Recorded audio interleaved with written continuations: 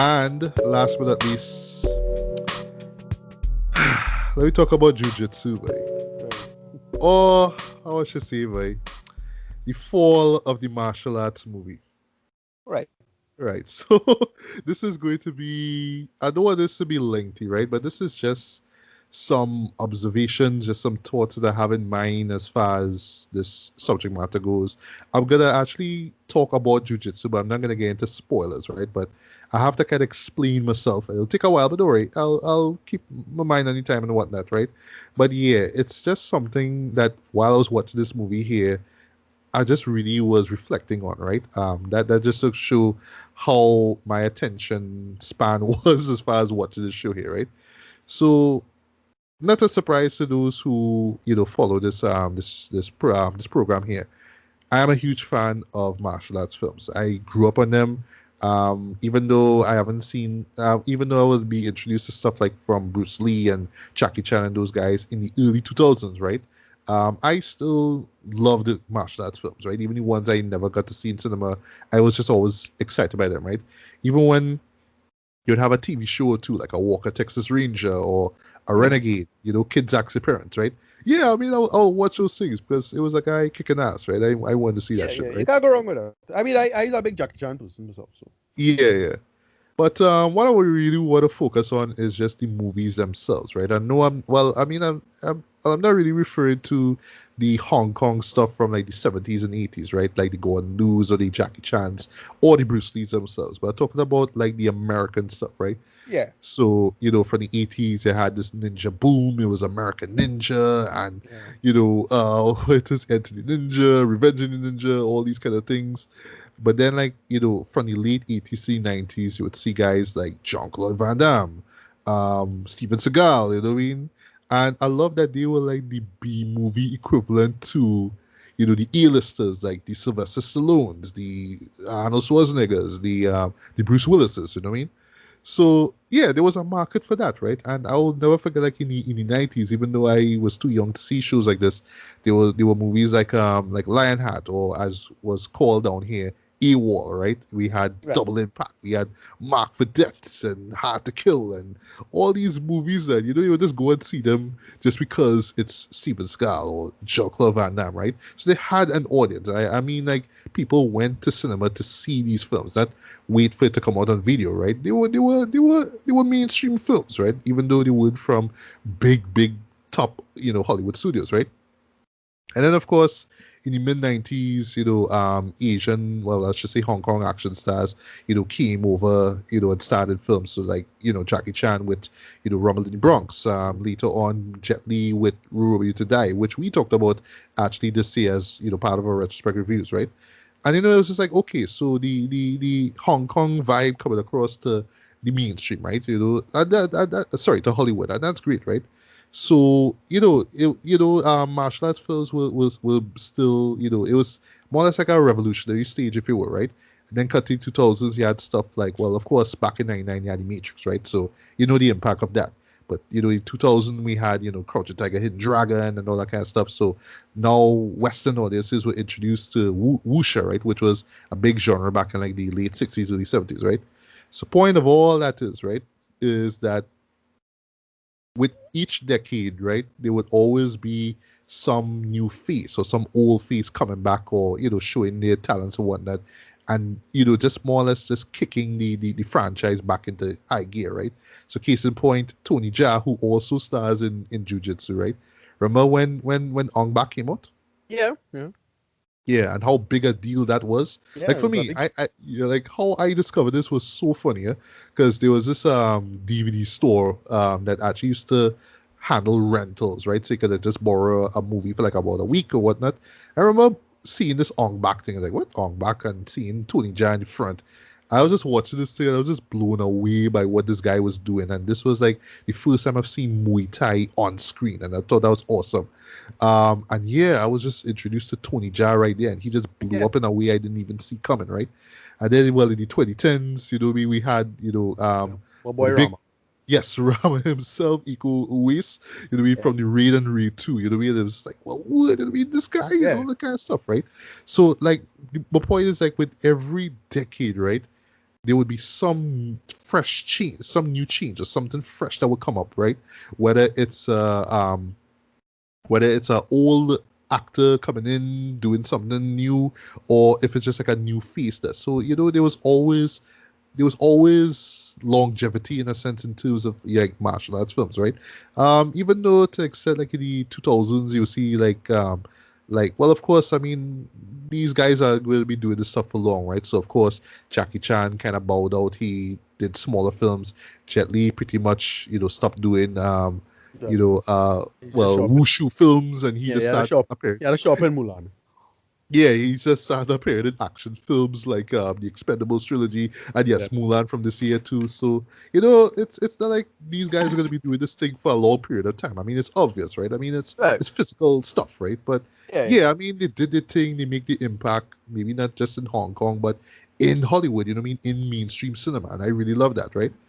So now in the 2020s now. Oh, okay, sorry. But before we get to that though, so last year I talked about a film called Triple Threat, right? Which had Right. Iko Right. Uwais, it had Tony Jaa, and it had this guy from Michael Jai White, right? From Yeah. Yeah. We, Black we, Panther, we right? review that here. Yeah.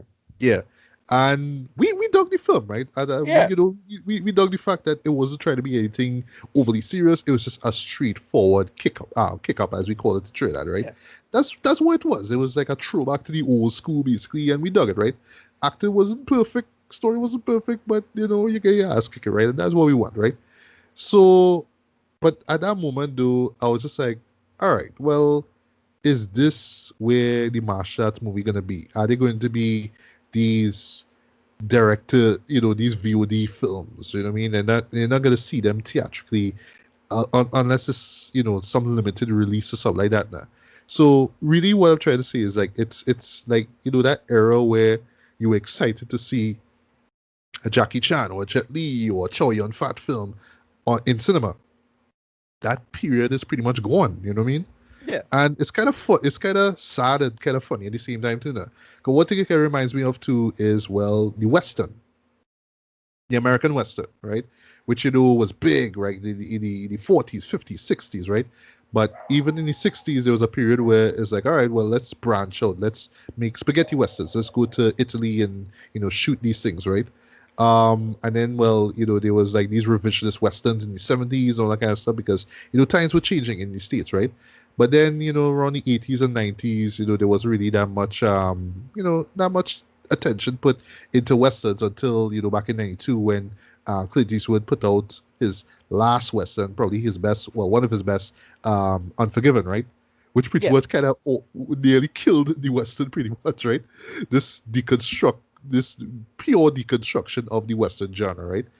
And yeah, I mean, from there, we people got more interested in westerns again. But in the 2000s and 2010s, you didn't really see that much. Well, I would say, Quentin Tarantino brought it back with Django Unchained, right? And even he himself brought back the martial arts film in a sense with the Kill Bill duology, right? But still, even with what he did with Django Unchained, by taking an old film that people know about, or sorry, old Western heads know about, that would be Django, and putting in a familiar face, that would be Jamie Foxx, and making this black exploitation take on it, right? You know what I mean? It drew huge crowds. People loved it, right? I'm not sure. I don't think the crowds was huge for the Hateful Eight, but that was actually solid as well too. I mean, in terms of just Right. Right. westerns, right? But point again that is with that is that when last year with his film Once Upon a Time in Hollywood, Leonardo DiCaprio's character was he was a Western actor, right? And even he and I was kind of questioning, well, where my career gonna go? And what did he do? He went to Italy and did spaghetti westerns, right? So Right. that showed a sense in a kind of meta. We was kind of him. I was more like Tarantino saying, look, I can't be doing this for the rest of my life. I can't be bringing, reviving old genres for the rest of my life. I have to move on. I have a kid now. You know what I mean, I have to move on with my life, right? But you would think that with the success of shows like The Hateful Eight and Django Unchained, somebody else would have, picked up the mantle from there. But no, I mean, Ricardo, what's the last time you see a Western? Like, honestly, like, what I mean, in terms of, like, big budget, mainstream Hollywood release. What's the last time you saw Yeah. that? No, not Yeah. not not mainstream. Because the last one I saw was it had one with Donald Gleason and well, your boy Mike Magneto. No, what's the name of that movie again, boy? But that was a while back. You That see was how you see how you don't remember that. That's my point. I think, like, the last really good one I saw was the Magnificent Seven, which actually right. shockingly was a solid remake. Antoine Fuqua, you know what I mean? There's a watch. There was lead Chris Pratt. That was great. That was actually badass, Yeah, actually. yeah, Yeah, but yeah. I forget about that. Yeah. yeah, but I mean, honestly, when was the last time that you saw, something like that in terms of That's, martial arts? Like, when was the last time you really saw that? yeah, good. Yeah, because we didn't see a good martial arts movie. The last one I only see was really Raid 2, right? I can't think of anything after Raid 2, or well, the movie with thing, right, with Michael J. White, right? That was it. And even Yeah, that. yeah, So yeah, exactly. So that's something that was just always puzzling me now. Like, look, like, understand sometimes genres, have to kind of go to the back, so to speak, right? They have a limited shelf life, right? I understand, right?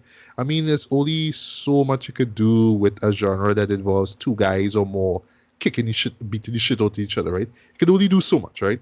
But still, with you'll still think that at some point in time somebody new will come in and just really elevate the genre, right? So, like how Bruce Lee did it in the 70s when he went to Hong Kong, and he did his films there before he died. Like what Tony Jaa did with the Ong Bak films, like what Iko did with the Raid films. We just elevating the genre, right? Not just yeah, martial arts, but action as a whole. yeah, And yeah, so I don't know if, well, I mean, we're early on in the 2020s, right? So we haven't gotten our on backers yet. We haven't gotten our redemption as yet, right? So yeah, I do have a feeling that we're gonna get that rising action superstar very soon, right?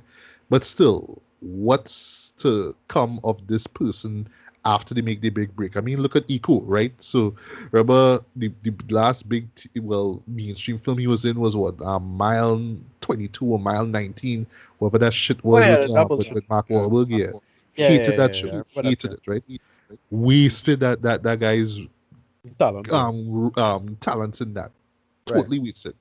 And yeah, I mean, and look at Tony Jaa, for example. I will never forget his appearance in Furious 7 Dread. I Yeah, always said he was the MVP in that movie. Like, say what you want about the movie being yeah. garbage and over the top. I thought that Tony Jaa was I amazing. find, and I find they still underutilize him in that. Well, true, because he was just a guy that came in to pretty much kick Paul Walker's ass. That was all he was there Yeah. for. But when he was there, he make that he shined. He Mhm. did his thing, right? But then where's he now? Now he's in this shit, Jiu Jitsu, right? So in a nutshell, now getting into the movie, what this is about, right? This is basically a martial arts, sort of a sci-fi fantasy film. Right. So I kind of pieced together is a mix of like when I saw the trailer, I was like, is Mortal Kombat meets Predator? That's what it was. It's exactly that, right? Right. That's what I was kind of yeah. And then Yeah. I was like, well, Nick Cage, starring. So I was like, wait, this would have been awesome for 13-year-old me, right? You know? Right. Yeah, and I'll good thing you bring up Nicolas Cage, because I will talk about him in a bit, right? Well, after the review, right? So, or in between, whatever. So what it's about, right? Every 6 years, right, a comet passes by Earth, right? Now they never really establish if it shows up like one time, like if the comet just passes and that's it. Because Yeah. throughout the show, you see this comet just moving. So I don't know if it just keeps going back and forth or whatever, just for the purpose of the show, because they never even established that. But anyway, work with me here. So every 6 years, this alien warrior named Brax. Right. Yes, this is what we're working with. We're working Yeah. with characters named Brax, right? which is such a 90s. This is such a 80s, Oh, I 90s mean, G.I. listen, Joe when I Transformers exactly kind of name as I Brax. Like, said, come on, 13, I dog. sure 13-year-old me would have loved this. You'd have rented on VHS and love it. Yeah, That's what I get from this movie. you know? Because it looked like something on the same level as Solo or Universal Soldier 3 or some bullshit like that. Wow, Solo. Yeah, Throwback, boy, throwback. Warrior, right? You know? Yeah. But yeah, but you're right. So this alien warrior shows up, right? And essentially he just picks a fight with like these warriors, right? So they never it's set in Burma apparently.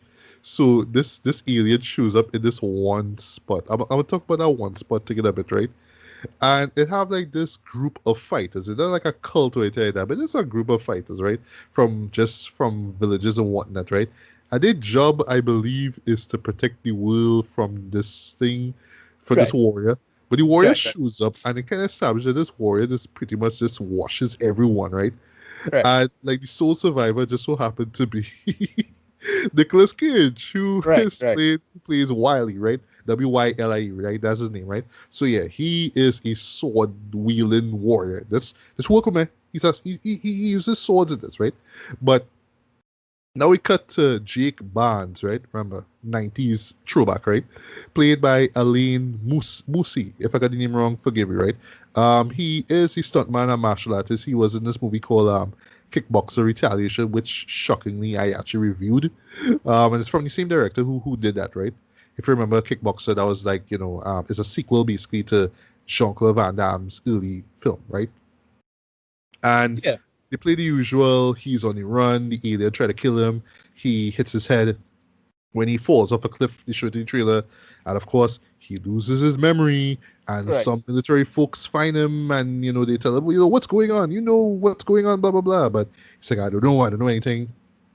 And eventually there's an attack. And Tony Jaa comes in and frees him.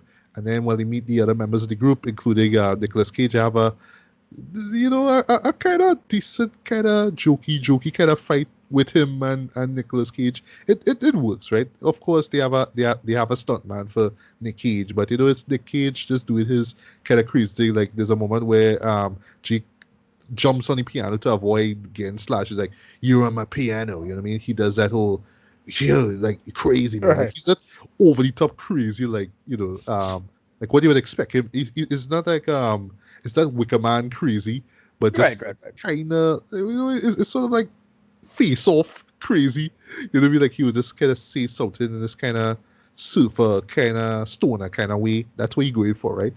But yeah, in a nutshell, it's just this alien guy showing up, picking a fight with these guys. And the show never really established why he comes or whatnot, but they build this thing that they're all jujitsu warriors. But Right. here's the thing, none of these motherfuckers doing jujitsu. They even Right. Tony Jaa because it's clear that the man's still using Muay Thai. He Right. Right. still Right. uses his elbows and knees when he fights. He's still doing the moves from Hong Bak. So why is this movie called Jiu-Jitsu? But it's based off of a comic book. That's all the reason. That's the reason why. But they build the term Jiu-Jitsu as this is grand thing now. But dog, every man Jack clearly not using Jiu-Jitsu, right? So why call it Jiu-Jitsu? I don't know. Whatever. I guess it makes for a good title. Okay, I Right. guess. Yeah. So whatever. And yeah, that's what it's about, right? So in a nutshell, yeah, this movie was terrible, right? It was terrible, but you go in knowing that, you go in expecting that, right? But here's the thing, right? Like, if I have to give credit, yes, the fight scenes are well handled. Everybody who fight could fight, right? They do their thing, right? They even work around Nick Cage in such a way that they make him look kind of a badass, even though yes, they make him rely on his sword a lot. So it makes sense, right? He sells it. And shockingly enough, and this is how low the bar is with this movie. Nicolas Cage gave the best performance this whole movie. Okay. Wow. Sad. And that really is not That. seen a lot. Yeah. That. Because Right. because because basically he just stick it to the, yeah, man, I'm just this old guy, you know what I mean, who could fight, dog, you know what I mean? That's what he does. He stick to that. But because he have acting range, even when he stars in bad movies, he could make it work. He could make his character work. And because Right. they honestly don't give him much to do, and because he's not in the movie that long, it's just like, he just had the best performance by default, right? Everybody else you could tell just there to just show off the fighting skills, right? And the person who really suffers the most with this is, well, a lead, right? So I'm not saying that because he's a stunt man he can't be a leading man in a film. No, but Right. he's clearly a stunt man trying to be actor. I'm sorry, Right. that's Yeah. just Well, what he is. that's no, but that's what I gained from this. Again, much like those shows I was in the mid-90s, a la Solo or something like that. It's just a bunch of stunt dudes just gay enough to make a movie. Like it's not a film. It's just more like just a press. But what do you call it? Not press kit. A sizzle reel, but for stunt action. Yeah, That's what it is. exactly, I mean, exactly. And it's never really be a movie per se, and yeah, it does it's feel something at that times like it is a sizzle reel that you're watching there with yeah, these with these it's go flashbacks. straight to that got that's go straight to video, right? You know, it's Yeah, Universal Soldier 3. Is that yeah, bullshit? yeah. Oh yeah, Frank Grillo is in this as well too. Oh really? Wow, wait, Yeah, Universal. and you would think that But yeah, he should be the lead because I yeah, mean, say what you want about the Purge movies, but I thought he was actually really cool in the second one. You know, the one that I actually like. I right, okay yeah, about the others, but I still have to watch the last one, by the way, which is the one you kind of like, right? But yeah, the I thought that prequel, in the yeah, second right, one he was cool. Third one, nah, not so much, right? But yeah, right, I think he would be the lead, but not Aline Mosi. Sorry, no disrespect, but he just doesn't have the leading man chops that like Frank does, right? And yeah, you're not really sure who the main character is because it's just kind of all over the place. But where the show really, really dips though is in the villain, right? Brax, right? right, They make this guy so overpowered. Right? Like you would think, like he gets cuts, like not bruises, sorry, like cuts on the chest and whatnot, on his body and whatnot, right? And yet the motherfucker can like regenerate easy. He have like a variety of weapons and whatnot. So yes, he is the predator character. Like legit, the way how he's introduced. Like there's a moment with him in camouflage, sorry, jumping from tree to tree, literally a ripoff from the first Predator movie, Dre, like literally, you know. But they make right, this guy so overpowered that literally every time he shows up, it just ends with our heroes just getting their ass washed. okay, And because it's like that, Dre, it just makes the show kind of dull to watch. It's just like, all right, like there's really no way we could stop this guy because every time we try to fight him, like there's moments where they'll try to fight him individually, they get their ass washed. They'll kind of team up, like one or two characters will team up and they get their ass washed again. I'm just like, well, all right, I get that they try to make this character so intimidating and so hard to beat, but they have to have some sort of way that they can at least weaken him, not just, right, oh, right, we cut him, you have a big cut on his chest, and oh, he just regenerated about a minute and then pull out some ninja stars and, kill people, and that's it, right? So, sorry, just watch this thing, and, like, just design-wise, it's clearly a ripoff of Predator, you know what I mean? He right, right, just, he just doesn't have the dreads, that's all, really. right, It's just this basic, um, sort of. I was gonna say Android, but just that basic cliche late 2000, sorry, late yeah, 2010s robot design. Like if you see it, you'll know what I talk about. Even right right, down to the helmet that he has on, it's just cliche, right? In terms of it being a comic book, they use these comic book transitions, which I get what they're going for, but clearly just do that to hide just because they essentially just do that because yeah they work with a small budget. So we have a kind of way to make to transition from C to C. So let's have these comic book panels, right? And like the first time when they use it, it's like okay, this is kind of cool, but then they use it more and more. It's like oh gosh, like it just really has to stress the fact that you all really don't have that much money. There are a few cool attempts. Like there's this long take shot involving Tony Jaa escaping from some soldiers. Like the camera literally follows him while he's right, flipping and doing stuff. That was cool. They have a POV shot involving Jake, and I'm like, why? And all we just seen is just his hands as he kind of ducking or throwing a punch or kick or and whatnot.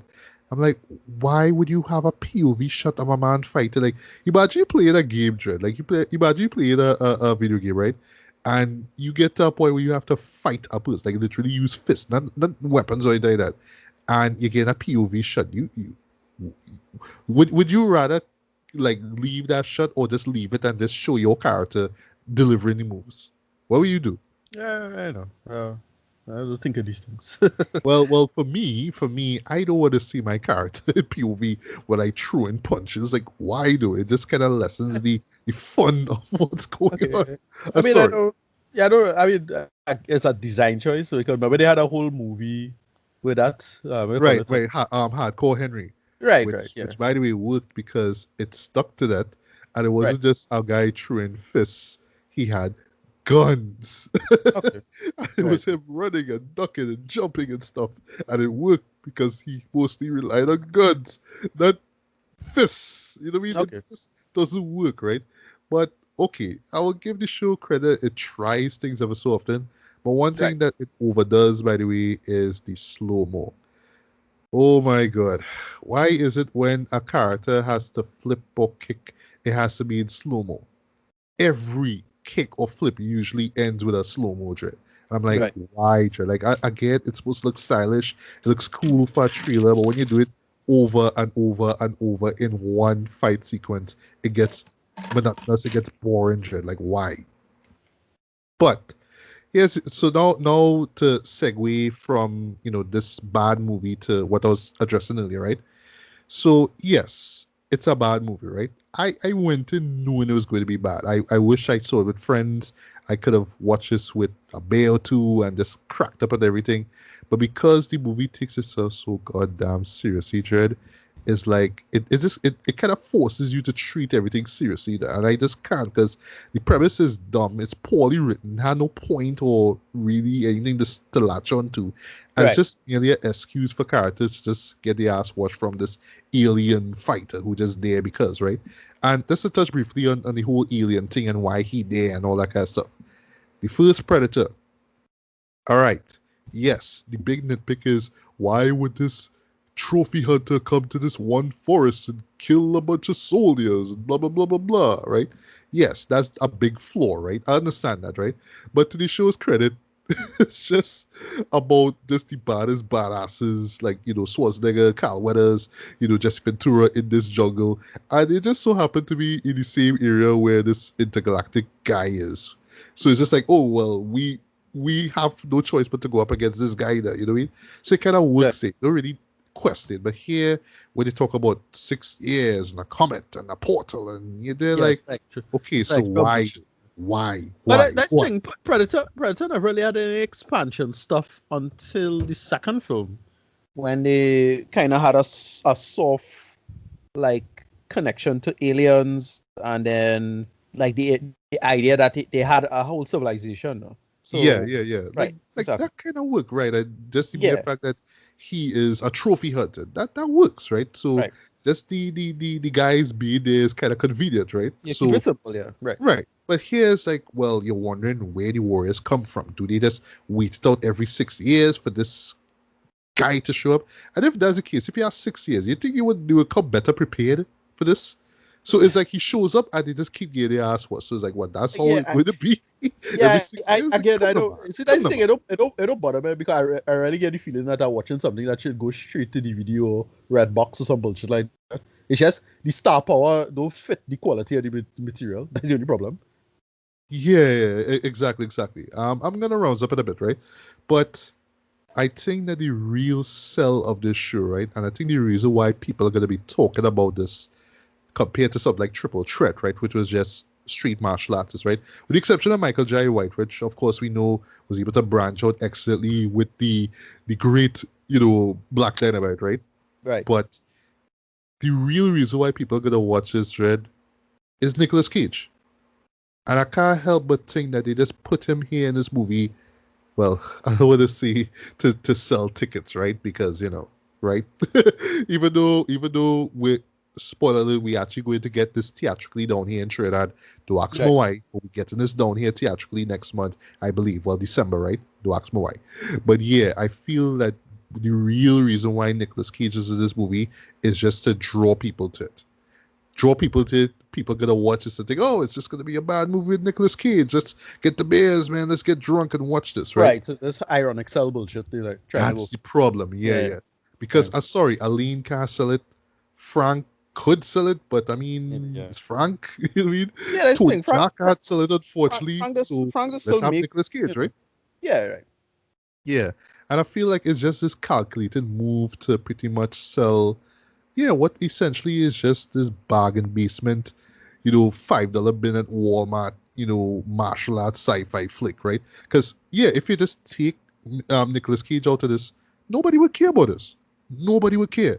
But because he's in it, you just like instantly like, oh, well, I have to see this because it's Nicolas Cage. And sorry, he's not in the movie that much. But when he's there, I mean, he does his thing, right? But he's not the crazy, like he's not Mandy crazy. He's not even, like I say, he's not the Wicker Man crazy. He's far from Mandy crazy, Okay, right? was this movie the other day? What is by Color Outer Space? Yeah, color outer space. It's not even Right. color outer space. Nicolas Cage, right? It's just stoner guy who just knows martial arts, kinda, right? That's what it is. Like he just comes off as this stoner guy who just knows stuff. But even that did all even establish. Oh, by the way, there's should I spoil this? Yeah, you go ahead. No, Yeah, yeah. I ain't No got more to. spoilers, right? So No, I don't they, watch they, they, this. the show had the balls, right, to pretty much say that Nicolas Cage's character was Elaine's father. Okay. He Oh. was the one who taught him martial arts. And that's how they threw it in, boy. And I'm like, are this serious? Like, you really want me to believe this shit? Like, come on. Right. Come on, man. Stop it, right? The Star Wars, I am your father shit. Stop it. Yeah. Yeah. But yeah, I really do feel that the reason why people are gonna gravitate to this movie is because of Nicolas Cage. And I'm thinking now that is this gonna be just the state of, martial arts movies nowadays that you're just like they're not gonna even try with story, and if we have to sell it, mean to a wider audience, we have to get a particular actor or actress to be in it. So in this case, like I said, nobody would have cared about Jiu Jitsu if Nicolas Cage was in it. But because he's in it, ooh, now I have to see this, right? And I feel like Yeah. that's bad in terms of where this genre is going to go, right? Because I have faith that it could still evolve and still go places and do things, right? I mean, people have tried before, but I still feel that there is life left in this genre, right? So just to get to my closer statement, right? As you brought up, direct to video and all that kind of stuff, right? The best way I could describe the state of martial arts films right now this year, right? The Criterion Collection put out a box set for Bruce Lee's Hong Kong films, right? Now, cinephiles are gonna buy that because, it's Bruce Lee and they understand what he meant in terms of not just action cinema, but just world cinema, right? You know what I mean? He did his thing, right? Yeah. On the flip side, now, Vinegar Syndrome, this is a distribution company I've been following this year. I've been pretty much enjoying their catalog, right? But they deal mostly with like trashy, sleazy, used to show in like porno theaters or like direct to video in the 90s and 80s kind of stuff, right? That's what they're about, right? They put out on Black Friday actually two movies, Martial Law 1 and 2, starring, wait for this, Cynthia Rothrock. Okay. If you've grown up in the early 90s, you'd have heard that name. I've never seen a movie from her at all, but when I was growing up, I always heard that name. I saw ads with movies featuring her. So, yeah, she was essentially, well, yeah, a martial artist as well, too. And her movies were sort of big in the early 90s, and then she just kind of Yeah. disappeared, right? But the point I'm making that is Criterion, which is established, films that, true cinephiles will enjoy. They will buy that Bruce Lee set in a heartbeat, right? I would have, but I just haven't got around to it. And for the folks who just grew up on VHS movies and whatnot, they would go, they would attach themselves to the martial law stuff. Like, holy shit, like a Cynthia Rothrock movie. Like I need to see this because I've never seen a film from her, right? But that's what I get at, and I feel like this is where stuff like jujitsu is gonna be. It's gonna be these oddities that end up on in these in the $5 bin on Walmart, and then like a few decades from now, Yeah. if like a syndrome or somebody similar is going to take it and sell it for the trash that it is, right? Sorry, but yeah, man, like it's just the polar opposites that I just had to stress on. So as a whole, yeah, this movie was bad, but it did entirely piss me off. Like it still have a few things about it. You could still kind of watch it as a so bad it's good kind of movie, but because it takes itself so damn seriously, it's really kind of hard to enjoy this. Burrito Wise, I'll give this a 1.5 out of 5. Boy, Yeah. this shit is crazy, very crazy. Um, and I guess it's how inebriated you are will impact how much you enjoy the show. But in closing, I really would like to see just the next martial arts superstar come out this decade. 'Cause like I say, the decade now start, right? So we Tony Jaa, we knew Tony Jaa, we knew Iko Uwais as yet. We get that Right. person as yet, right? But now I'm just wondering with the state of martial arts films as they are, what's gonna happen after they make their breakthrough film? Are they gonna just start shit like Jiu Jitsu, you know what I mean? And just keep making stuff like this because, well, that's all we can do because we're martial artists, right?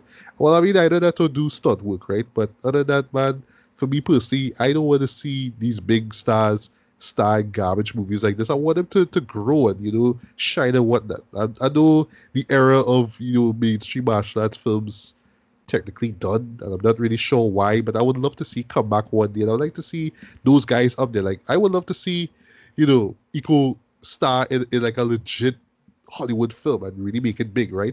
Or Tony Jaa as well too. But I guess for now they get what they get, right? But why had to be shit like Jujitsu? Like why? Yeah. That's all I had to say. So I don't know if you have any last words on just the sad state of martial arts films or. Well, I mean, it's to